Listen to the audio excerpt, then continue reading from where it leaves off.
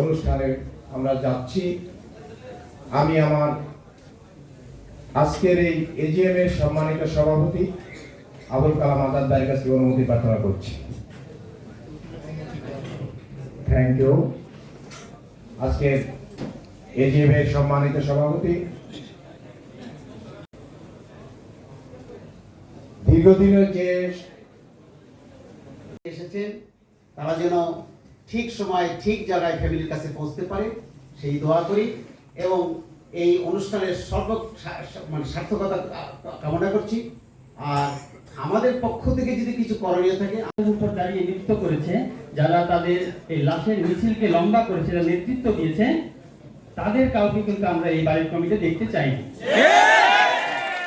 আমি 2004 সালে পাস করেছি, কিন্তু আমি এখনো গভর্নমেন্ট জব পাই নাই। আমার বয়স অনেক আগে শেষ হয়ে গেছে। এই জন্য বাইরের প্রতি আমার যে কমিটি হবে তাদের প্রতি আমার বিনীত আবেদন যে এই পরবর্তী আরো কোনো ছোট ভাইদের বয়সও যাতে শেষ হয়ে না যায়। যাদের বয়স এখন শেষ হয়ে যাচ্ছে তাদেরকে অবিলম্বে ব্যারিকেড নতুন করছি।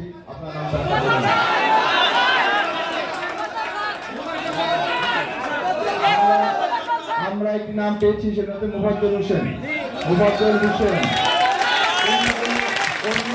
অন্য কোনো নাম তাকে